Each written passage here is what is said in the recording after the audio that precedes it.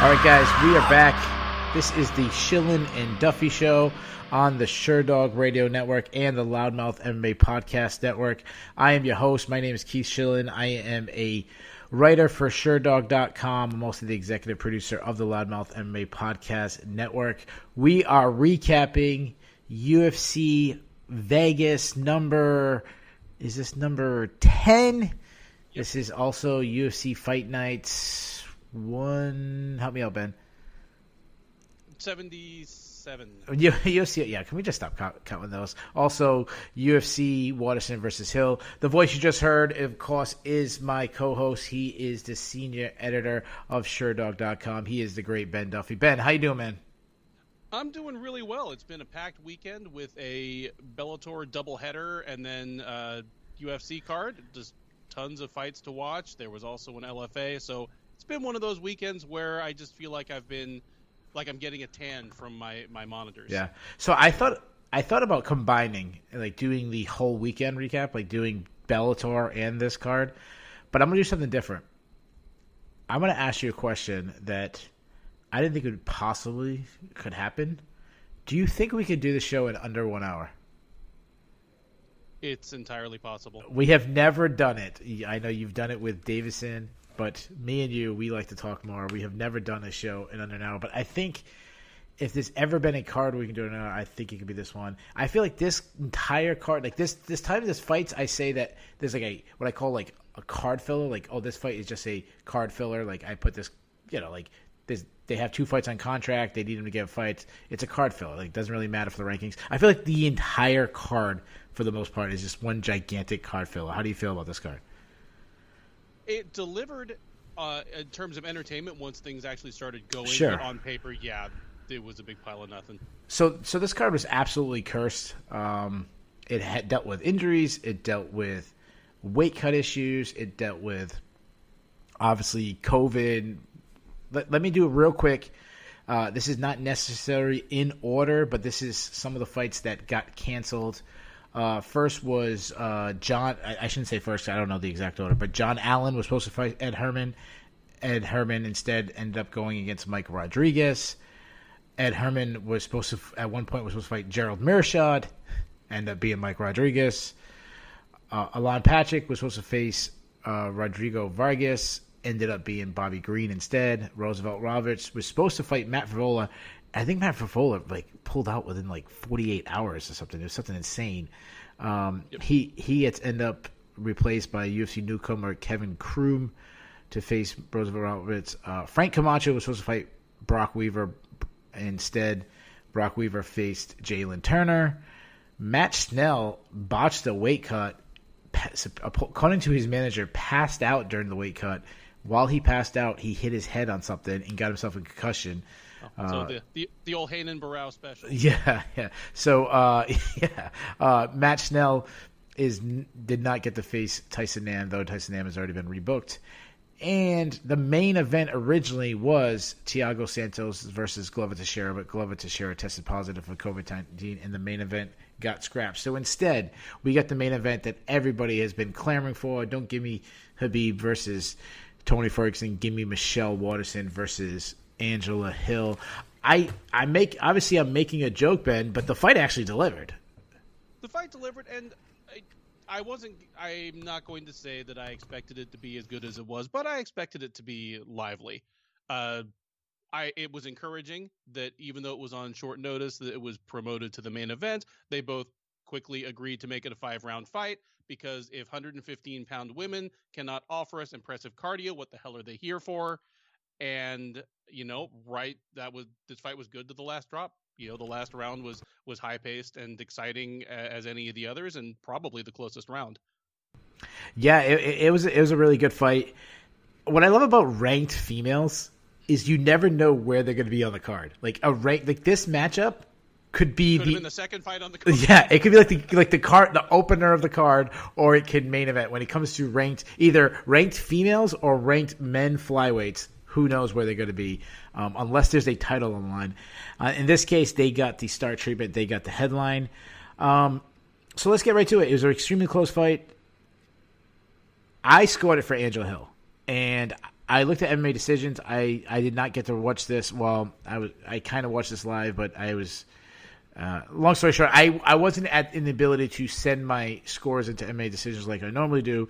But on MMA decisions, it was 11-10 for Angela Hill. If I sent my score in, it would have been 12-10 for Angela Hill. But of everybody on the list, I would have been the only person to score it 49-46 for Hill. I gave Hill 4 rounds. I gave her the first 2, and I gave her the last 2. The only round I didn't score for her was the 3rd round. How did you score the fight? I scored the fight for Hill. I gave her the 1st, 2nd, and 5th.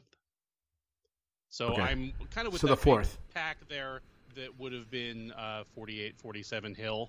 Mm-hmm. I thought the 4th and 5th rounds were definitely like close rounds. Sure. Yeah, when they said when one of the judges scored at 49-46, like I assumed that would have been for Hill instead of that one for Waterson. Really close fight.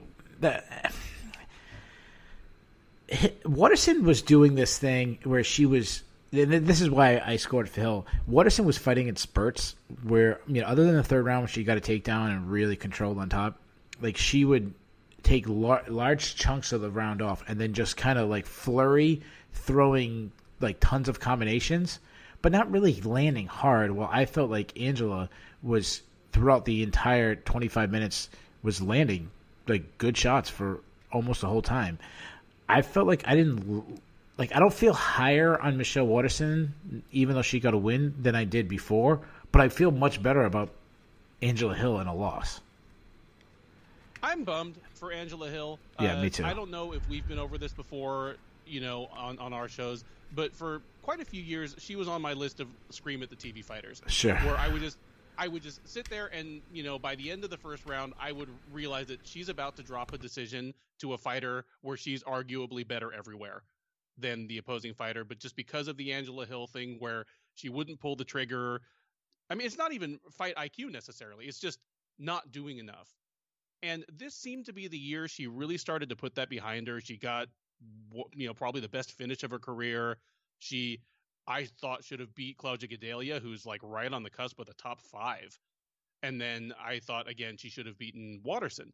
Neither the Gadelha fight nor the Waterson fight was an out-and-out robbery. It was one of those fights where you score it based on what you value and how you saw the fight. But 2 fights where definitely the cookie could have crumbled in the opposite direction, and we'd be talking about Hill right now comfortably in the top 10 and as a real contender. So it's kind of a bummer that in the year that she seems to be really putting her game together, she's sitting on a 2-fight losing streak. Yeah. I was thinking about before the fight, like who do the UFC wants to win? Like there's something that me and John Franklin used to say a lot. And instantly you'd go like, well, Michelle Waterson, she's the mom, she's the, sex symbol, like the karate hottie. But then I don't know if that's true. Like Angela Hill is the new blood in the division. Even though she's been around, she got a million fights. They're marketing the female cowboy. I know she was the first, they kept saying on the broadcast, the first black female to ever headline the UFC, which is a cool situation. I wouldn't have guessed that as a trivia question, but it makes a lot of sense now. But obviously that didn't work out. But there was things like I still like Angela Hill going forward. I think she made, going back to the Jessica Andrade fight, which was she lost, but she had a good showing against a former champion. I think she's really changed up, and like you said, she's not that frustrating yell at the screen anymore. There was 4 things that really stood out to me that I liked. One was she has drastically improved her takedown defense. Now, if she gets taken down, she still struggles to get up. But it's not just, they ain't random Marcos just take her down in a second and submit her. I really liked her clinch striking. Like the clinch used to be an area where she lose, where she did very well and she did a lot of damage to the point where Michelle Waterson didn't want to be in the clinch with Angela Hill. I don't know if this is going to be a thing moving forward, or it was just particularly this fight. But her slip and rip right hand was working all night long. Like she kept slipping and right. I don't know if something she saw on tape, but she was like right hand happy, and it seemed like almost every time she threw it, she landed power. And the other thing, and I don't know if this should be 0.4 or if it should just kind of like go capitalize all 3 points, is just her confidence is through the roof. When you fight with high confidence, like she has right now, she has this belief in herself. She just looks so much better. So it's weird. Like in a loss, I still feel like Angela Hill won. I agree. I'm not a big believer in, moral victories, and most fighters aren't, themselves if you ask them. But yeah, Hill has looked good, and hopefully all the things that you mentioned just there, especially the booming confidence, uh, should be, should be something that she carries forward, even though it goes down on her record as an L. Yeah, and what I mean by I feel like she wins. I feel like Michelle Waterson is declining while Angela Hill is on the rise. And I feel like if this fight got rebooked a year from now, Angela Hill would be a pretty big favorite. Mm-hmm. I'm with you on that. So I don't know if there's really else to talk about other than matchmake. Michelle Waterson got a win. The division is a little backlogged. So I asked you before I ended to matchmake Michelle Waterson. It's really tough to matchmake for her because she's faced everybody. And so I feel like this about Michelle Waterson. I don't feel like she's ever going to be a true title challenger. I think most people feel that way. She's always going to, Rose Namajunas is going to beat her up. Tatiana Suarez is going to beat her up. Joanna Jacek, we've seen her beat her up. That level is ahead of her. But there's that next level she's kind of faced too. So what do you do? So I just kind of she's got a main event win. She's got still has a fairly big name. I say when Tatiana Suarez returns, feed her to Tatiana Suarez as a warm up fight before she gets a title shot. If they're willing to do that, that's absolutely fine with me. Otherwise, I'm looking at people who are kind of in her same neighborhood. Marina Rodriguez just lost a really close one to Carla Esparza. Esparza's also beaten Waterson. Sure. And whoever wins that one, again, they take a step up, either fully into the top 10 or, sure. Closer to that 6 or 7 spot. So that'd be fine with me. She could fight Tisha Torres. I mean, Torres is coming off a win, but she had been on a really bad streak before then. She and Waterson have fought, but that was a long time ago. It was sure. pre-UFC, I believe. So that would be fine with me as well. But if they want to just kind of use her as a good test for Tatiana Suarez, I'm sure Waterson would take it. Yeah. But man, that style match. Yeah. I've harped on this before. They call her the karate hottie, but she's at her best when she's making her wrestling work. And if your best avenue to victory against Tatiana Suarez is to try to take her down, that's going to be a long night. Yeah, I said as a warm-up fight because I don't think she'd be a challenge at all. I think you hit right on the head where you said her best is her grappling. Well, her best round was when she was able to grapple with Angela Hill. I think Tatiana Suarez versus her would look a lot like the Carla Esparza Tatiana Suarez fight, where Carla is known for her wrestling until she faces a much higher level wrestler. And also, Carla Esparza is very small for the weight class, while Tatiana Suarez is huge. It'd be the same thing with Michelle Waterson. But the biggest reason is a couple things. One, she asked for a title, not a title shot, but a title eliminator. That would be a title eliminator. If somehow she did pull an upset of Tatiana Suarez, she'd probably get the title shot. But also, if you think about that Carla Esparza fight, it was when Tatiana Suarez ran through Carla Esparza that people were really buzzing about it, oh my God, she's the best one in the division. I feel like it'd be the same thing, which would really market her versus the winner of Weili Zhang and I'm assuming Rose Namajunas. Yep. I was going to matchmake Angela Hill, but let's be honest, Angela Hill's going to face the next opening at strawweight. Yeah. She's the, female Neil Magny, female Cowboy Cerrone. She's going to be around. Gilbert Burns. Yeah. Yeah. So she'll face anybody. And I think that's the role. That's how you keep her popular. Just anytime, anywhere mentality. Those fighters kind of, Cowboy Cerrone you mentioned, it's just they get that reputation and people really like it. Remember Sam Alvey got really popular with that because there was a time when Sam Alvey was fighting anybody. Angela Hill can kind of take that room. In the co-main event, we had Ottoman Azatar versus Kamaworthy. Azatar just absolutely ran right through Kamaworthy, won by first round knockout. This shows you what happens when you throw naked leg kicks. You don't set up leg kicks with strikes. Kamaworthy threw a leg kick, and Azatar blasted his face off with like a 10-punch combination, dropping him, finishing him with strikes. He's 13-0. He's 2-0 in the UFC. He's got 2 first-round KOs in the UFC. Mind you, fairly low level. I mean, Teemu Packalén and Kamaworthy. Kamaworthy had a nice little story in his run in the UFC, but I don't think anybody was crowning him as a future title challenger. How do you feel about Azatar as a, his future in probably the best division or one of the best divisions in MMA at 155? I still don't completely believe in him. He still looks a little undersized. He still hasn't beaten. I mean, you already said it. He beat a guy in Teemu Packalén. I don't know if Packalén has officially been released by the UFC, but if not, he's like lost 4 or 5. He's on his way out. And then Worthy, who is a guy who stepped up on short notice and is one of those guys that otherwise, I feel bad saying this because he is a good story and he seems like a really funny dude, but probably would not have made it to the UFC at all. Yeah. So I mean, in my mind, Azatar hasn't beaten anyone yet who's even definitively UFC level, but I want to see him do it again. The thing about this fight is I would have been no more surprised if Worthy had done the same thing to him.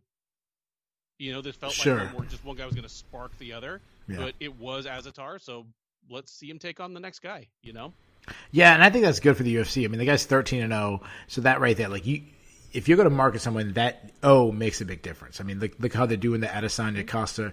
Besides being 2 of the greatest fighters in the division, that they're marketing undefeated versus undefeated, people like that. It's funny. You talked about being undersized, and that's actually something I was thinking of. And it seems like a lot of times guys will fight at that weight class until they get a loss. Like, it's kind of like, well, don't fix it until you have to. I kind of feel the same way. Like, imagine if he faced like Dan Hooker. The size discrepancy between a Dan Hooker against Teemu Packalén, it looked like a joke. Yeah, Packalén must have been 6 inches taller than him. Packalén wasn't good enough to keep him off him. Yeah, but yeah, against someone like skilled Dan Hooker, it'll look ridiculous. He's definitely someone interested to look forward to. But I think he's probably going to take an early loss or take a loss soon and probably move down to featherweight. Let's move on before that. Roxanne Modafferi versus Andrea Lee. Really, I thought it was a fun fight, back and forth, very competitive. Kind of like your Roxanne Modafferi fight. Like, she never blows anybody out, and she's always, and when she wins, it's always going to be back and forth, nail biter. The difference in Modafferi's takedowns was the difference in the fight, but to me, it was more than the takedowns because Andrea Lee had that second round, which was her best round. I had a 1-1 going in the third round, and there was a moment with Modafferi shot in a takedown, and Andrea Lee kind of had it like one arm unhooked, and she still got taken down. And it just seemed to me that Modafferi dug deeper. Like, she went to an area in her game where she's like, I'm going to get this takedown, and I'm going to win if I get this takedown. And Andrea Lee didn't dig deeper, and that was a difference. Is there anything else in the fight that you noticed, or do you disagree with that? I don't disagree with that. She won it in Roxanne Modafferi fashion. I mean, even when she was in her athletic prime, and I say that in air quotes, 12 years ago, she was always beating women who were bigger, faster, stronger, more athletic than her, especially because, I mean, she wasn't fighting at flyweight back then. She was fighting at bantamweight and sometimes even featherweight. I mean, people like Marloes Kunin were just so much bigger and stronger than her on top of being, very skilled themselves. So she's always done that, but she's still doing it now. Andrea Lee is 10 times the athlete Roxanne Modafferi is, but just Modafferi got her to the ground with definitely some better, deep digging and just great skills. She's a very, very skilled grappler. She makes a better takedown game out of less natural athleticism than just about anybody I can think of. Yeah, and I think it's probably just tough to face someone like Modafferi because she's so unique and so awkward that you can't find a training partner that's similar to her. The way she moves, the way her herky-jerky striking style. It's weird. She does everything backwards, and because of that, it's been effective. Like, I've told people, like, if you grow up wrestling, you will set up. You'll do setups on people in wrestling, but then when you just fool around with a friend, Like, you'll go to do a setup, and the setup's not there because they don't do the move that all the other wrestlers would do. And you're like, oh, crap. Like, I actually should do something else. Yep. I kind of feel like that's what happens with Modafferi. Let's move on. Before that, we had the fight that is probably getting all the news, despite the main event being such a great fight, and that was Ed Herman versus Mike Rodriguez. Someone tweeted out, it was a good tweet. The official win was Ed Herman by third round submission by Kimura. The unofficial win was Mike Rodriguez by second round TKO. Do you want to get right to the controversy, or do you want to talk about like anything else first? No, we might as well jump right to the controversy. All right. So if you guys, I'm assuming people listening at home have seen.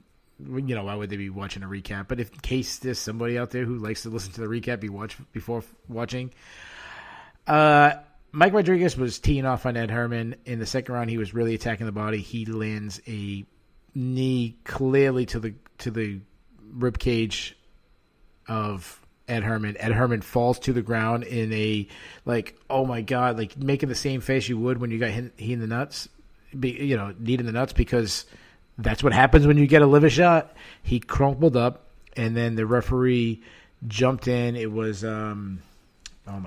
referee Chris Taioni. Chris Taioni jumped in, thought it was a nut shot. It was not a nut shot. The replay cleared. It wasn't one of these ones that was like on the belt line close. Like, no, it was way up. Like, it is no brainer.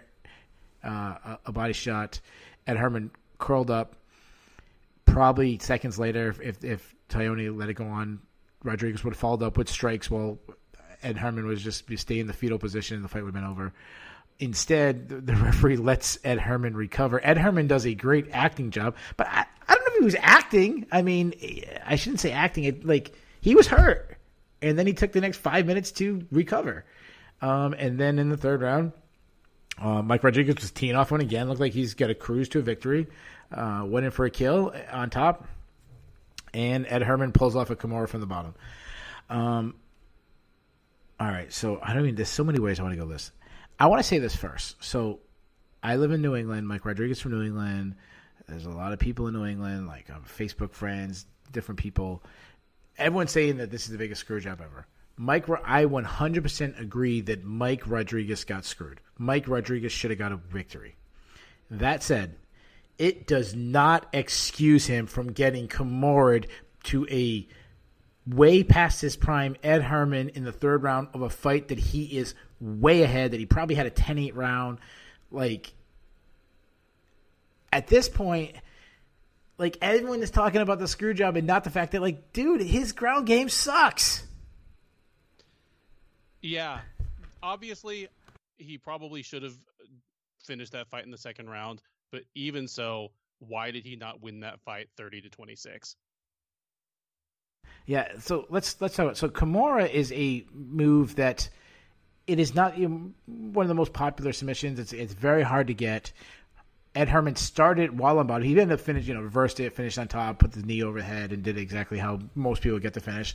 But like, it's not a triangle. It's not like a freak ankle lock. You get, like, it's one you can kind of see it coming. It's kind of easier to defend.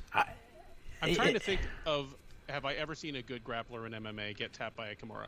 Because, yeah, if the two guys know what they're doing, usually one guy will use it to sweep, and at best might like transition to an armbar, but mostly it's just to get out from on bottom and either sweep or escape. Yeah. So, yeah, Mike Rodriguez probably should have got the biggest win of his career, but, like, dude, you can't get submitted. Like, I saw someone in New England saying, like, oh, despite the loss and the screw job, like, Mike Rodriguez showed he's a top 10 light heavyweight. It's like, no, he is. I don't know if he's a top 10 light heavyweight in New England. Like, no, there's nothing he could have done to Ed Herman that would have made him a top 10 like light heavyweight. No. That is not the gate that Ed Herman is keeping. All right. Let's move on. So, Tyson Chartier is a manager of Mike Rodriguez. He's already announced that they're going to appeal the loss, as they should. Appeals never, ever get upheld. Or sorry, get overturned, I should say. Like, they never say, okay, this will be no contest or whatever. if this one doesn't get overturned, then we shouldn't have an appeal process ever. There shouldn't be a commission. This is the easiest, at the NFL, like not knee down on the 1 yard line. Like this is the easiest one in history. Like if this doesn't turn into at least a no contest, then just forget appeals. Like shouldn't you have that process? Yeah. I agree with you. I think it should be overturned to a no contest. The one thing, let me just interject one thing. It is crazy that all of a sudden, very possibly, our top two contestants for robbery of the year are thanks to Chris Taglioni in consecutive weeks. Because last week he's the one. Oh, the submission, yeah. That called the submission that wasn't a submission, and I was defending him.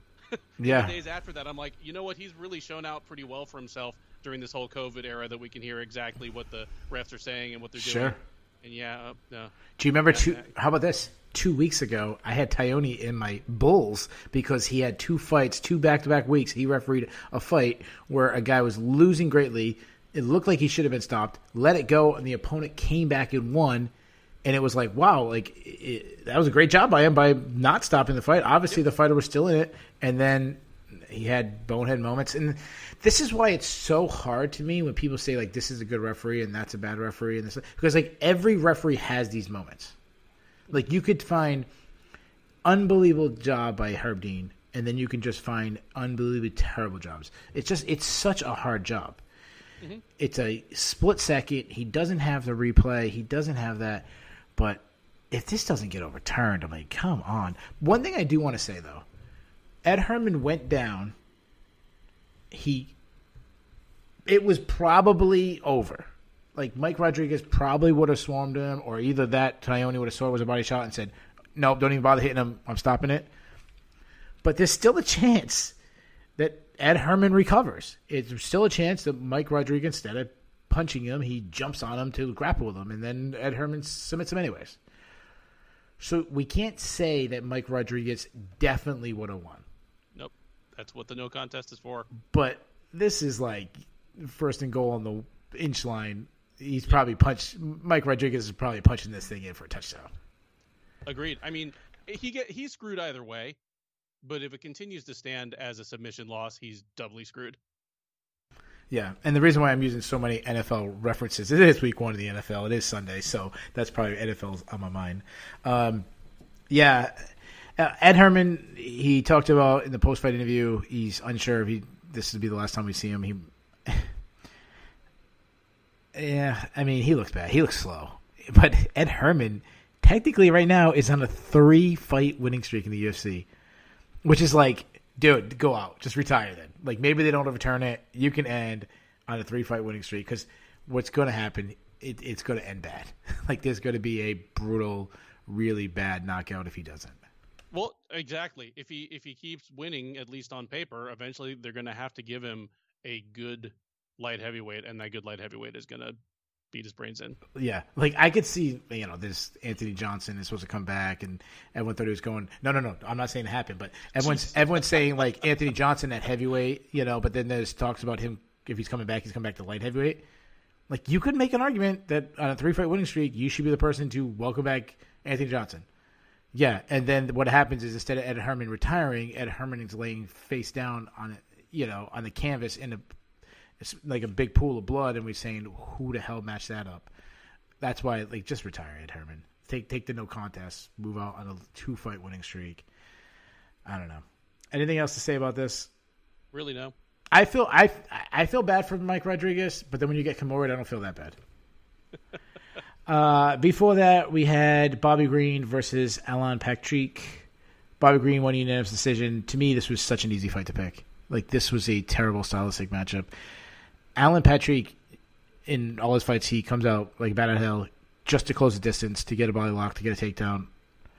Well, Bobby Green's a really good wrestler. Like, out of Bobby Green is one of those yell at the TV because of his output. Oh, no. He is the guy. Number one. Well, no, he's not number one anymore. He's falling, and now it's Michael Johnson. But no. You forget about somebody. John Dotson. John Dodson is you hate him worse than me because like, you mentioned that one time. you know what John Dodson is?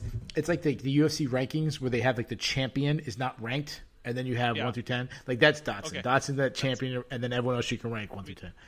Having said that, fair play. Even though this was a terrible stylistic matchup for Patrick, this is the kind of fight that Green might have found a way to lose 2 or 3 years ago. Yeah, just by not throwing. He's looked good this year. I mean, this is kind of the year of Bobby Green. He has beaten Guida, Venata, and Patrick. None of them are world beaters right now, but they're all pretty solid roster guys, unquestionably. Yeah. So good for him. Go back like 2 years ago. Would you have said that Ed Herman and Bobby Green would be on 3-fight winning streaks in the UFC? Absolutely not. I would have bet money that at least one of them would not even be in the UFC. Yeah, I agree. Ed Herman would be getting over somebody in Bellator or fighting in bare knuckle boxing or whatever. To me, this, you're right. Like, even though this is such an easy stylistic matchup, being like just stop the takedowns and then beat him up with the feet, like Bobby Green could have stopped the takedowns and then not throw punches at all. At least he threw, not enough punches, but still threw some punches. Got himself a decision win. He's in a 3-fight winning streak. Like, I still don't believe in Bobby Green. Like, do you believe in Bobby Green yet? I mean, like, he hasn't beat like you said, he hasn't beat world beaters, but I don't think he's going to make a complete transformation at age 33, but he is on a 3-fight winning streak. There's no smoke and mirrors. They're legitimate UFC roster guys. I just want to see what he does next. I'm not calling for him to enter the top 10 at this time next year, but if he keeps winning, something's got to give. Yeah, and actually just look, he actually just turned 34 this week. He turned 34, okay. So that makes it even worse. Bobby Green is just, I mean, he's a likable guy. This is a guy I want him to keep winning. I don't expect it. Speaking of another guy who's on a 3-fight winning streak, well, he's on a much longer winning streak, but he's 3-0 in the UFC, and that's Billy Quarantillo. He picked up a 3rd-round TKO over Kyle Nelson. Nelson said in the pre-fight interview that Billy Quarantillo is not a killer; he is a survivor, and I feel like he was both in this fight because Kyle Nelson came out like Kyle Nelson does and comes out swinging for the fences, trying to knock you out, and then 3 minutes in, he greatly gasses out, and Quarantillo survived like he did in the Spike Carlisle fight, and then landed his shots. And you know me, I love my wrestle boxers, like I love these kind of styles. And what I like about Quarantillo is that his variety. He was throwing leg kicks, he was going to the body, hooks, jabs, throwing in some takedowns. Like, to me, this was just such a complete performance, and then to finish it off with the starting of the 3rd round with a knockout, like, to me, is just beautiful performance. I like Billy Quarantillo. Like, I like him going forward. I don't know. Talk me off the Billy Quarantillo bandwagon. The only thing I'll say about him is that, kind of like we just finished saying about some other people, his 3-fight win streak, it's not against absolute world beaters. Spike Carlisle is, at best, kind of an oddity at this point. We're not sure, what to make of him. Nelson came out and did what Nelson does. But yeah, of the Sherdog staff picks, this was the only unanimous one. We all had Quarantillo, wow. And it looked exactly like I think we all thought it would look. And you said it perfectly. The one thing I'll say in Quarantillo's favor, and I guess Nelson's as well, is, yeah, Nelson came out like a house on fire, like he always does. Was throwing a variety of strikes at Quarantillo for the first couple minutes. Quarantillo grabbed a tie clinch, I think, just to try to slow down the hurricane a little bit, and Nelson tried to pick him up and slam him. But by the end of the round, it wasn't just that Nelson was getting tired; it was that Quarantillo was figuring him out. Yeah, that's right. He was tagging him with everything. He was beating him to the punch. Yeah, he looked really good. Yeah, I'm surprised it went as long as it did. Honestly, at the end of the first round, I was like, "This thing's not going to go another round." Yeah, and the thing about Quarantillo, like, when I say I'm on his bandwagon, like, the ceiling is top 15 in the division. Like, that's a ceiling. Like, I'm not saying give him Max Holloway next week. Like, he's in a division where it's hard to say more than that about anybody. Yeah, that's right. That's right. Featherweight, lightweight, welterweight, where you need to win 6, 7, 8 fights in a row just to get into the top 10. Like, how can you call anybody the future of the division? Like, he is very promising. I'll say that. Yeah. All right, guys, that's the main card. Move on to the prelims. Probably a fight that you could actually argue may have the most significance in the rankings of the entire card, including the main event. That was Sijara Eubanks beating Julia Avila by unanimous decision. It was an upset. Avila is a girl that a lot of people were extremely excited, myself included, as a future contender, someone who would challenge for the title. In that division, everyone's kind of a contender. It's so shallow, but to me, if she doesn't fix the ground, I mean, the difference was she was picking apart, just overwhelming Sijara Eubanks on the feet with volume, with power, relentless pressure, just aggression. But as soon as Eubanks took it down the ground, she was a fish out of water. And if she doesn't fix that ground game, she's a less technical Jermaine Durand to me. I agree. This was a really impressive performance by Eubanks. You mentioned before when we were talking about Otman Izatar how it helps to have that zero when you're trying to market a fighter. I mean, this would have been a bigger deal if Julia Avila was undefeated going into this fight, as she really should have been. I mean, really, her only loss was when her finger got put on sideways in like the first punching exchange of one of her fights in Invicta. Otherwise, she'd be coming into the UFC, 10-0 or whatever, and we'd be talking a lot more about her. I still thought of her as basically an undefeated fighter going into this. So for Eubanks to do what she did was very impressive. And I agree. Julia's got to work on the ground game. She's fine when she's dictating it. Like, she's willing to follow someone down or get a takedown. She's fine that way. But when she's put on the ground, she is fish out of water. Eubanks is going to do that to a lot of people, whether at 125 or 135. She is a top position, grimy grinder. It's not pretty to watch, but I can't complain if the fighter I thought was going to win is on the bottom and can't do anything about it. Yeah, and that's what happens with Eubanks because she has the ability to beat anybody. Mm-hmm. It's just drawing it out of her. I mean, she's quick on the feet. She has some decent power. I mean, we saw her in the Ultimate Fighter having some decent power, and her ground game is really good. It's just putting all the pieces together is always going to be the problem with Sijara Eubanks. But this is a good win. I think, the best win of her career. Maybe it's something she can build off that. Someone that when she came off the Ultimate Fighter, I was very high on, looked really good.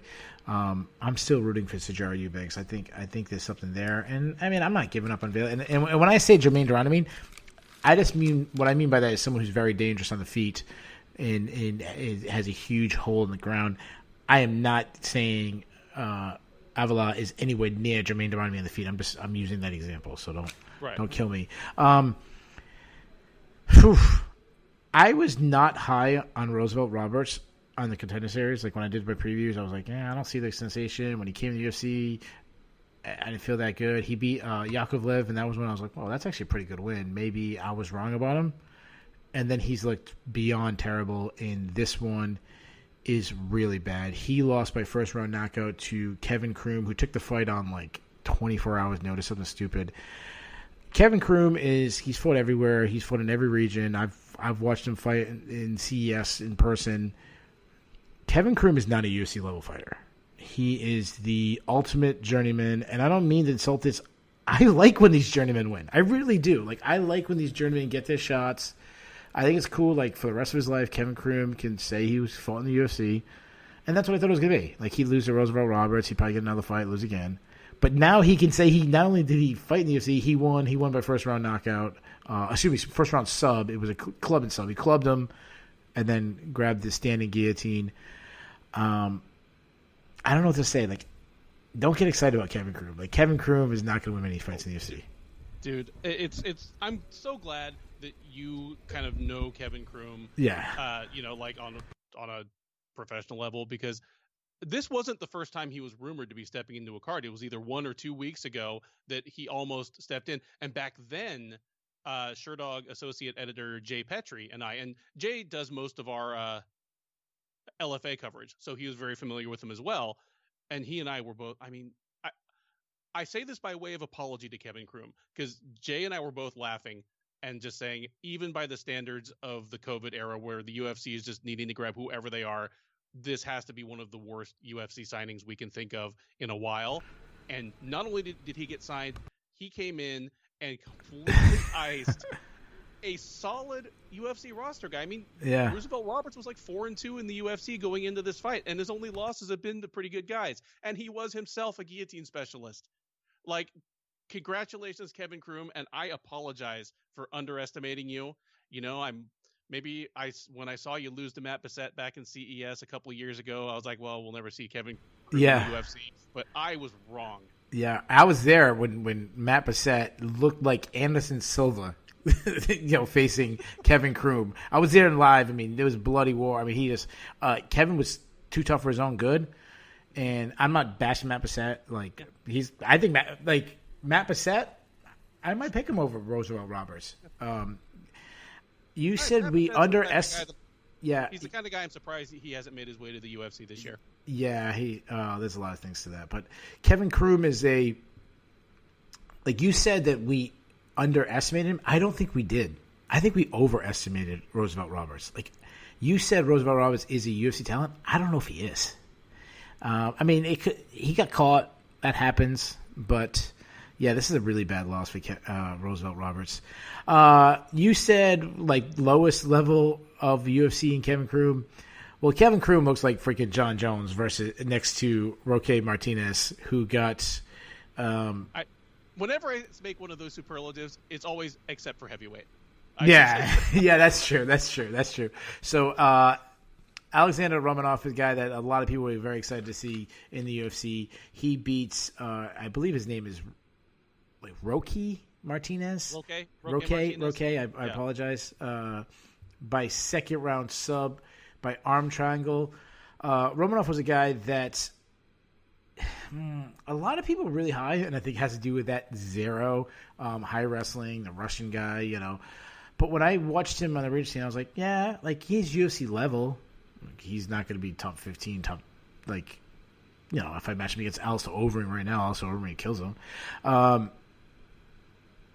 I feel worse. He won every moment of this fight, and he belly to back suplexed him, or as who was the guy? Jeff Blatnick would say supplayed him. He supplayed him at heavyweight, a 265-pounder. He suplexed him, and I feel worse about him. And the only reason I feel worse about him, it took him to the second round to finish this guy. This guy looked like we went back to to Jeff Blatnick days, UFC 5. This guy looked like he'd come out to the UFC 5, biggest belly in the UFC, like Don Fry would smash him in 15 seconds. What is this guy doing in the UFC? I completely agree, and obviously the eyeball test isn't everything. I could put up a picture of this and that fight, sure, and be like, I'm going to tell my kids that this was Cole Conrad versus Eric Prindle. But no, he looked like some dude that would have been in UFC 11 with a T-shirt on. Yeah, that's right. They should have made an exception for this one. They should have put a T-shirt on. They could have made it. They could have made it live. Since it had something to do with COVID, giving a fighter an option to wear a T-shirt. But yeah, I feel exactly the same way as you, and it feels weird to set this high a bar. But when it got out of the first round, I was like, this is already kind of. At best, a B+ performance for Romanov. He should have smashed this guy in 90 seconds. Yeah. And I was like, if he gets tired and this thing just goes to a shitty decision, that's a shame. Yeah. But, he did finish it. He finished it with the arm triangle choke, the heavyweight tired man's choke. And, he survives and advances. I was going to make a very inappropriate boobs joke about this, but now that Loudmouth is connected with Sherdog, I'm not going to make that. I'm going to pass up on it. Martinez I almost put him on my cut list, even though he only had one fight in the UFC. Then I said, you know what? There's a heavyweight that needs a win. Just give it to him. Who's the heavyweight that you had promise in that desperately needs a win? I can't think of one right now. What's the Adesanya teammate? Who's the heavyweight there? What's his name? Tai Tuivasa? Tai Tuivasa. Give him the Tai Tuivasa. Tai Tuivasa was a guy who had a lot of excitement with the shoeies. Then he kind of sucked. Tai Tuivasa could beat up Roque Martinez. Speaking of another guy who's not look good, Brock Weaver, another club and sub, got clubbed and subbed by Jalen Turner. Jalen Turner taking the fight on short notice. Jalen Turner is, if he can kind of fix up his ground game, which maybe he is. I mean, he did get a submission here. He's only 25 years old. I mean, he's long and lengthy, and he's accurate. Like, he has very good accuracy. He stays very calm. He beat up Brock Weaver, another guy that I wasn't very high on off the Contender Series.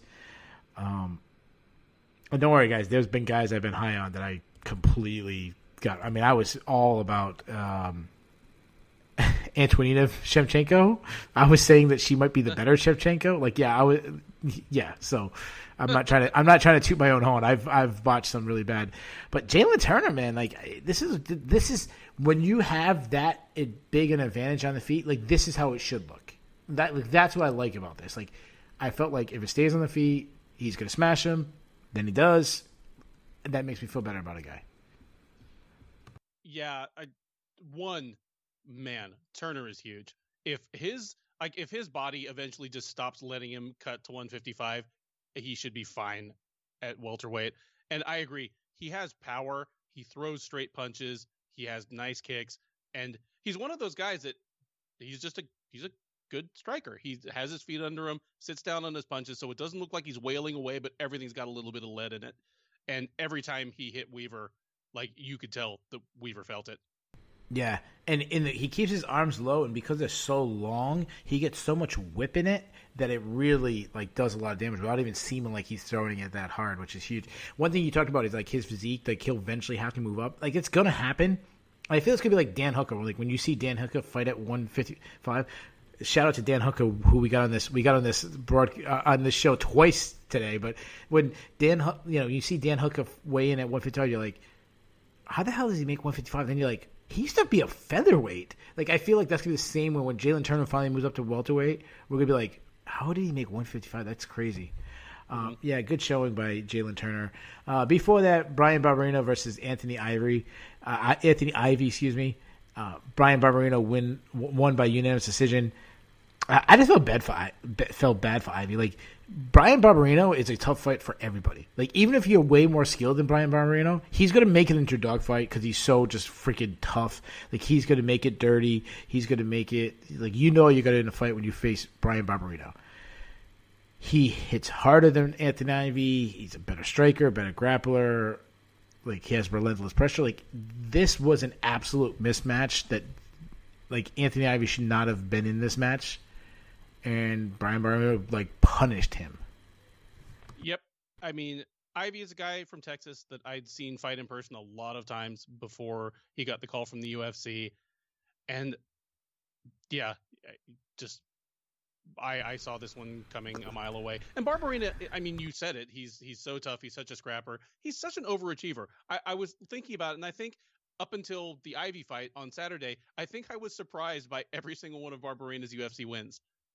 I just always underestimate him. Yeah. And he comes through more often than not. But yeah, he was just better than Ivy everywhere, especially striking. The thing about Ivy is, seeing him here in Texas, he was a super dangerous guy on the ground, really good grappler off his back, really good top position grappler, brutal ground and pound. But Barberina is just on another level, at least at this point. Yeah. Barberina, like you said, is an overachiever. It's like how I feel about Brian Kelleher. Every time I see Brian Kelleher, he's on this winning streak or he has all these wins in the UFC, I'm like, wow, I didn't see that coming. That's good. Good for Kelleher. Good for Barberina. I was just looking at Anthony Ivy. How do you go against Christian Aguilera, get knocked out in 59 seconds, and then your next fight you're booked against Brian Barberino? That makes no sense at all. Did he piss someone off? Did he piss off the matchmakers? What? Well, I mean, I imagine because he stepped into that Aguilera fight on really short notice, he probably had a backroom promise of 2 fights, and they're like, well, if we've got to give him another one, we'll just let Barberina get a win, So tough look for him. But yeah. That's tough, dude. That's falling upwards. Yeah. Before that, the first fight of the night, we had Sabina Mazo versus Justine Kish. Mazo won by third round sub. This fight was fantastic. Like, it was an absolute war. I thought both girls looked good. They both had moments. To me, this might be my favorite fight of the night. Like, it was such a banger. And then Sabina Mazo landed a high kick, dropped Keish, jumped on the back, submitted her. Just like a really good performance. I don't know what to say. It was really, really fun fight. Really fun fight. It is a bummer that this sounds like such a cliche, but it's a bummer that someone had to lose, because I agree, Kish looked fantastic, and Kish really, really needed this win. Yeah, yeah. It was a tough matchup, and she looked good, and she was hanging on her feet with a girl that she wasn't supposed to hang on her feet with. No, she arguably won the first 2 rounds. Like, I wasn't watching it like to score it, but I see that Sherdog's official scorers gave both of the first 2 rounds to Kish, and I don't disagree at all. But man, that finish, the slap of that head kick, in that empty room, and then Mazo was all over, and nice rear naked choke. Yeah, really good, really fun fight. I don't know if I had it 2-0. It could have been 2-0 Kish. It could have been 1-1. But yeah, it was a really, really fun fight. Those rounds were really good, action packed. Guys, we covered all the fights. Let's get into the fun stuff. What do you want? You want to do the cut list? Do you want to do the Bulls and the Bears? I'm good to do the cut list. All right. Do you want to go first? Or do you want me to? I'll go first. All right. Let me explain. Let me explain how the cut list goes, guys. The cut list is just, listen. You got to trim some fat. That's how it works. Sometimes you got to cut people.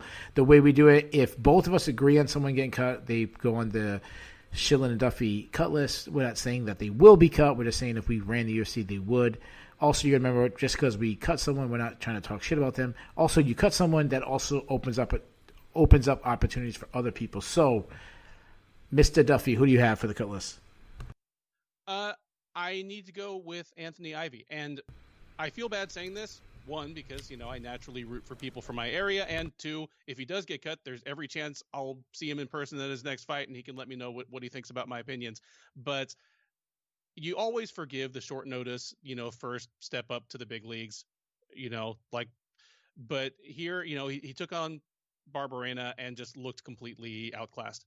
And he's a guy that, even though he's 30, he's fairly young in his career, and could certainly regroup, win a couple more, and make it back. But for now, it's probably time for someone else to have that roster space.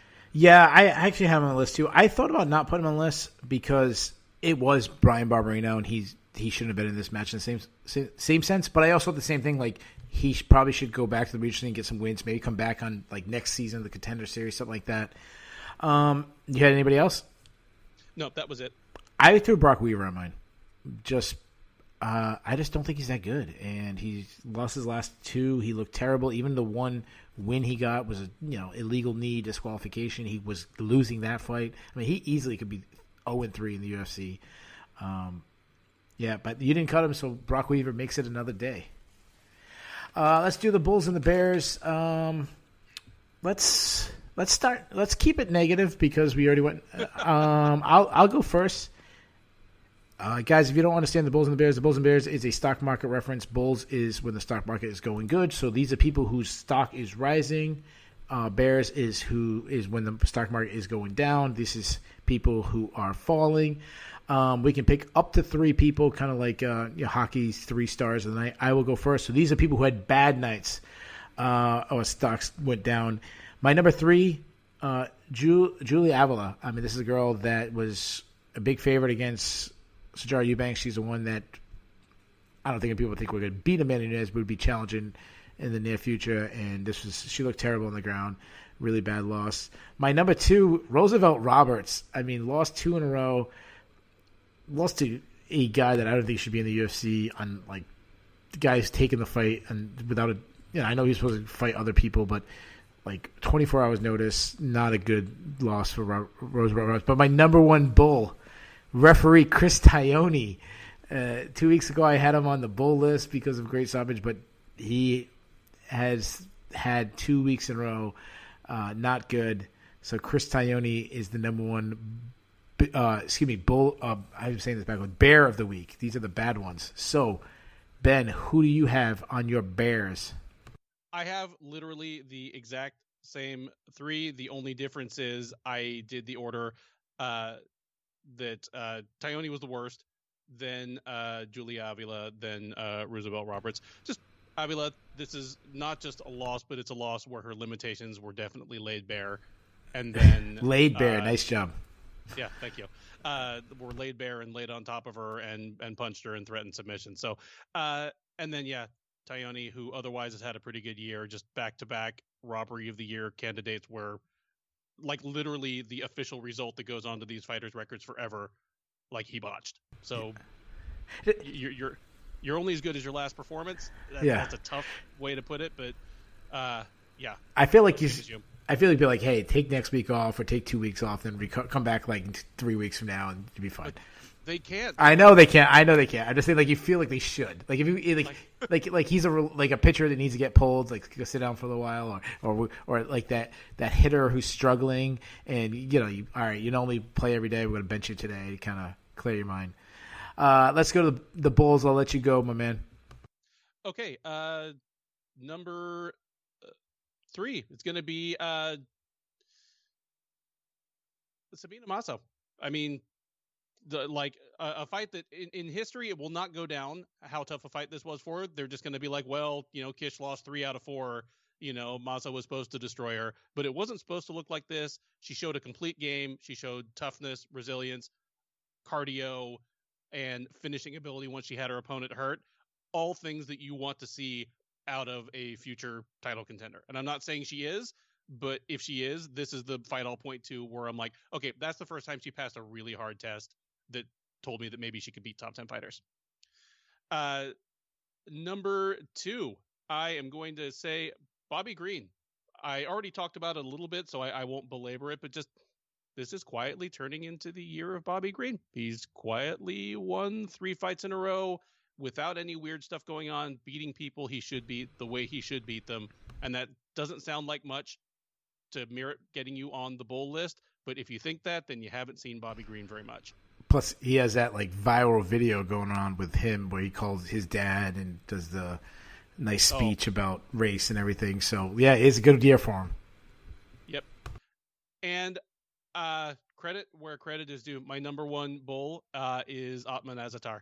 Even though I still don't fully believe in him, I picked Worthy in this fight just because I thought these guys are both wild fighters. They're both unproven quantities. I'm going to go with the guy that has displayed knockout power against higher level people. I was dead wrong. Azatar ran right through him. And so, hey, he survives and advances. He moves forward, and I can't wait to see it. All right, I'll give you my 3 Bulls. My number 3, I also had Sabina Mazo. I think about her UFC debut when she went against Marina Moroz and looked terrible, and now she's on a 3-fight winning streak, so good for her. I'm not going to talk about it too long. Number 2, Billy Quarantillo. I mean, he's also on a 3-fight winning streak, and this to me I thought was his most complete. Showed a lot of levels to his game, a lot of aspects of his game, so I thought he looked really good. And my number 1 is Brazilian Jiu-Jitsu. 5 fights ended by submission. So BJJ had a really good night. As we had, if you like BJJ, you like submission game, there was 5 submissions. Let's go with the grade. How did you grade the card? I'll give this card a C+. It's hard for me to give it much more than that just based on there being so little divisional relevance, on there being so many late changes that, it's a fun fight, but it doesn't really even answer all the questions we want answered in a fight between, 2 people that have been matched up. But it was entertaining while it went on, and 2 weeks from now, I'll probably never think about any of these fights again. C+. Yeah, I gave it a B. Just kind of the same thing. Like it was very entertaining, but like you said, there's a level. You can only be so high, like the level of, that we talked about before, like the Olympics, like you do a triple axel, but there's only like you have a lower level, like like a B is the absolute ceiling it could have got. We got a loaded card next week. I'm going to put you right on the spot. Who you taking? Big grudge match. Tyron Woodley, Colby Covington. I've got Covington 50-44. Yeah, I think it was booked probably about a year too late. But yeah, I like Colby Covington. I actually think he's going to stop Tyron Woodley.